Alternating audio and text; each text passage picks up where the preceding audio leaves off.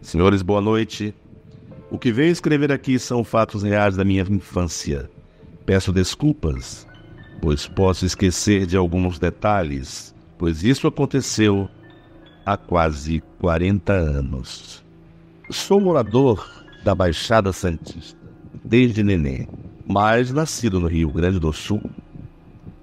Todas as férias de final de ano, minha mãe me levava para a casa de meus avós em uma cidadezinha no interior do Rio Grande do Sul. Cidade de colônias, muitas fazendas. A casa mais próxima da fazenda do meu avô ficava a 30 minutos andando. Casas que, ao anoitecer, as únicas luzes eram lampião a gás, lareiras, fogueiras e o luar. Casas de madeira. Passávamos mais de um mês lá. À noite, nossa principal diversão era ouvir as histórias do meu avô, um senhor de 80 anos, na época. Tinha sido oficial na guerra entre o Sul e São Paulo. Sentávamos ao redor do fogão de lenha para ouvir e fugirmos do frio. Éramos tios e primos, de idade entre 9 até 17 anos. Meu avô contava sobre a guerra e sobre o lobisomem. Muitas coisas, no passar dos anos, foi caindo em deturpação e esquecimento. Meu avô contava que o lobisomem, para se transformar, existe um ritual, uma transformação que leva um certo tempo e sofrimento, um sofrimento descomunal, que a besta a qual o homem se transforma fica irracional. Minha avó, por sua vez, nas épocas de lua cheia, não nos deixava ficar fora de casa. Após as 18 horas, meus tios mais velhos, nessas noites, quando ficavam no galpão assando carne e bebendo, ficavam por lá até o amanhecer. O galpão ficava aos 100 metros da casa. Certa tarde, minha avó veio rápido para a fazenda trancando os portões. Os cachorros ficaram soltos. Passou pelo galpão alertando meus tios, que rapidamente fecharam tudo e naquela noite não ficaram lá. Eles fizeram fogueiras e colocaram lampiões pendurados ao redor da casa. Quando minha avó chegou em casa, começou a fechar as janelas e portas. Fui correndo falar com meu avô, que veio de seu quarto com o velho 38 na cintura, e um dos meus tios veio com as espingardas de caça. Uma de 2 canos e outra de 1 cano, e o coldre cheio de munições. Se sentaram na sala, e meu avô ficou na cozinha junto de nós.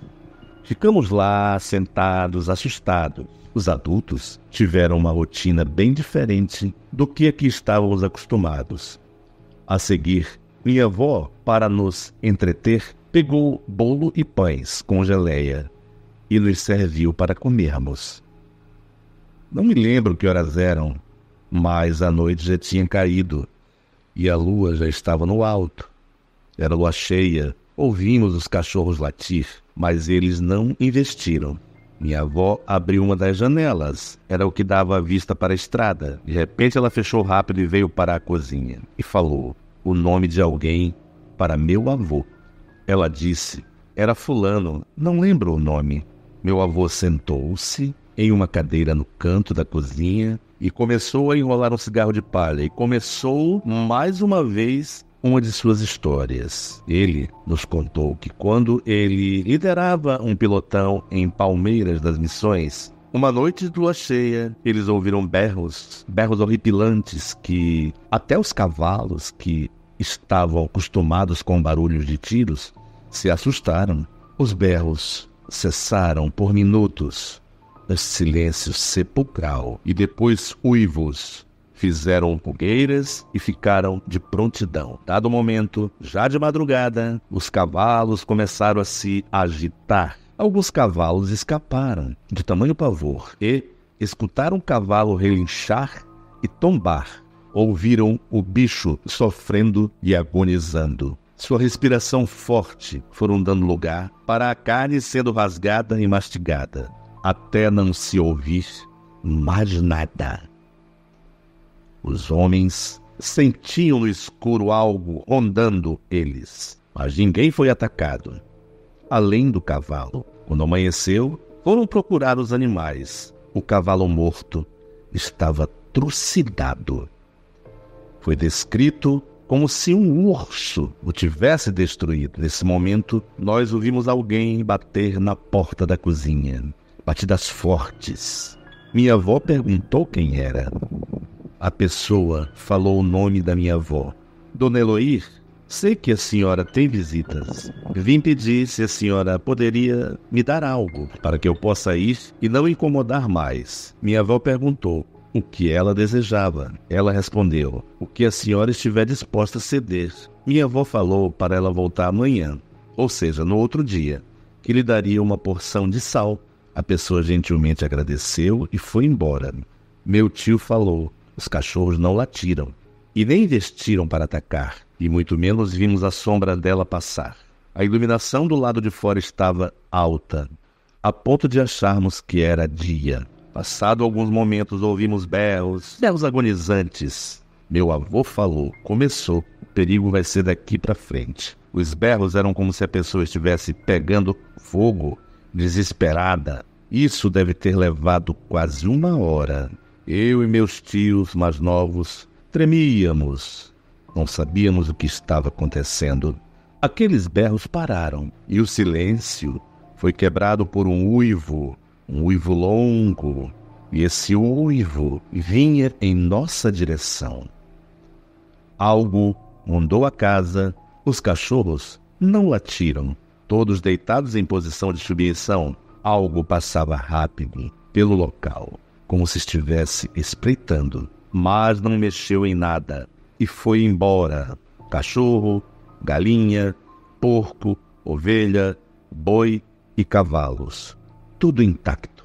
Mais alguns minutos depois, ouvimos tiros pela fazenda, gritos, alvoroços. Minha avó abriu uma das janelas e podemos ver no alto da estrada.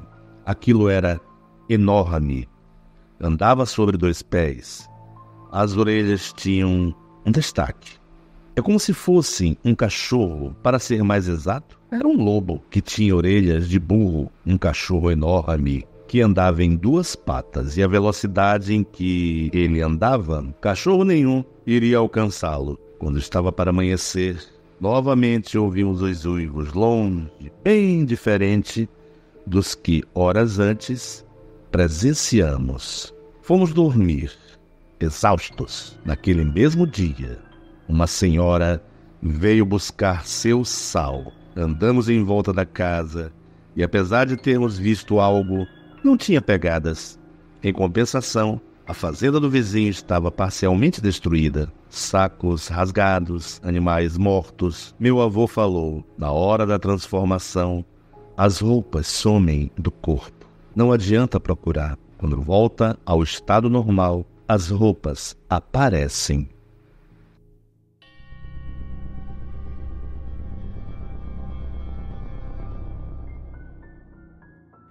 Essa é uma história real que aconteceu comigo. Em 2020, mudamos para um apartamento no bairro vizinho.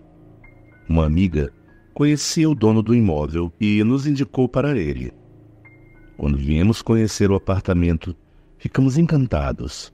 Tudo novinho e bem conservado. Muita luz entrando pelas janelas e portas.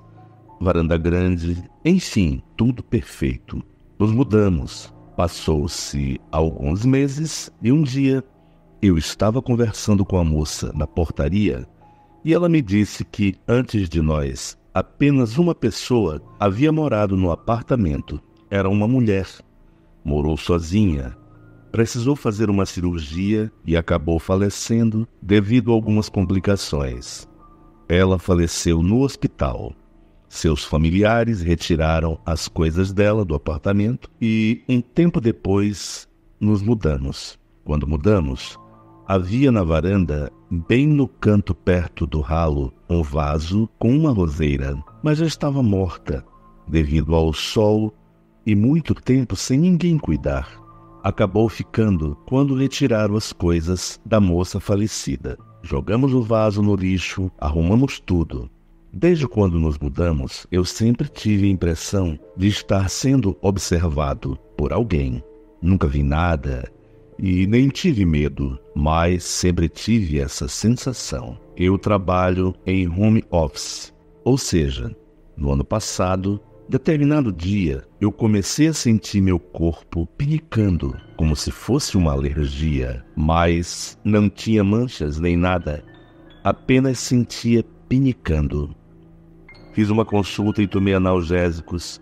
Isso ficou durante vários dias e eu observei que só acontecia quando eu estava em casa. Quando saía de casa não sentia nada. Deduzi que fosse alergia a algo em casa. E nesse mesmo período, um dia, eu estava na varanda ao telefone falando com minha mãe e senti um odor forte, como se fosse algum produto químico ou algo em decomposição. O cheiro era bem ruim. Pensei que fosse algum animal morto no terreno baldio que ficava em frente ao prédio. Deixei para lá. Porém, sempre que eu estava na varanda, sentia esse fedor. Era sempre em um ponto perto do ralo, onde estava o vaso de rosas, quando nos mudamos. E mais estranho era que apenas eu sentia. Ninguém mais sentia o cheiro. Era muito forte. Na minha mente, era como se eu soubesse que o cheiro fosse de enxofre, mas nunca cheirei enxofre para comparar a pinicação no meu corpo e esse fedor na varanda, que apenas eu sentia. Era uma quarta-feira à noite. Eu senti o cheiro no quarto ao lado da cama. Foi a primeira vez que eu senti fora da varanda. No sábado, eu recebi 2 amigas aqui em casa. Estávamos conversando na varanda e eu comecei a sentir o cheiro. Perguntei se elas estavam sentindo e não estavam. Foi aí que uma delas incorporou uma entidade e a entidade falou apenas uma coisa: o cheiro que você sente é de enxofre, sim. Ela precisa da sua ajuda. Ajude-a. Simplesmente falou isso e saiu da minha amiga. Foi muito rápido e ficamos assustadas. Depois as 2 foram para casa e eu fiquei sozinha. Já era de madrugada, acendi um incenso e fiz uma oração para a espiritualidade levar esse espírito e ajudar no que ele precisasse. No dia seguinte, já não senti mais o cheiro e a pinicação em meu corpo sumiu. O pensamento que fica em minha mente é que era o espírito da mulher que morou aqui, que estava precisando de ajuda. E essa foi a forma que ela encontrou de pedir ajuda. Um outro detalhe: eu tinha 2 vasos de rosa que ficavam na varanda, junto com as outras plantas. Um sempre estava caído no chão, com a terra derramada, e o outro, os botões das flores, secavam antes de abrirem. Depois desse dia, as roseiras nunca mais caíram.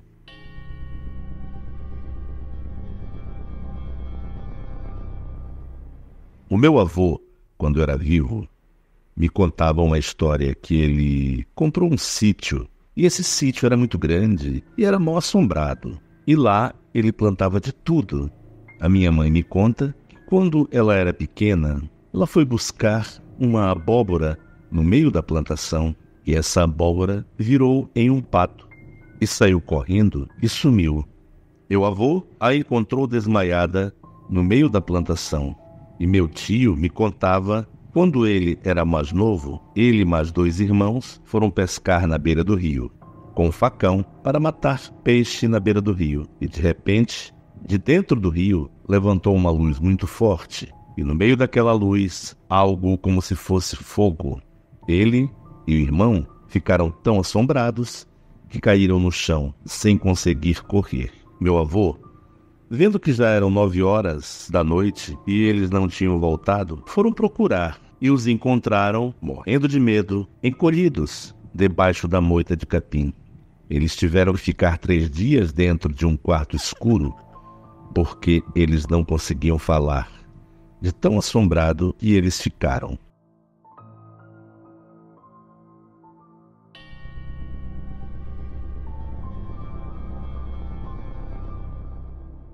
Certa vez, quando eu tinha 13 anos, um fato aconteceu comigo. Foi no ano de 2015. gostava muito de assistir uma novela que passava no tempo que era I Love Paraisópolis. Tinha uma TV no quarto. Ficava até a novela acabar. Nesse dia, fui dormir depois da novela.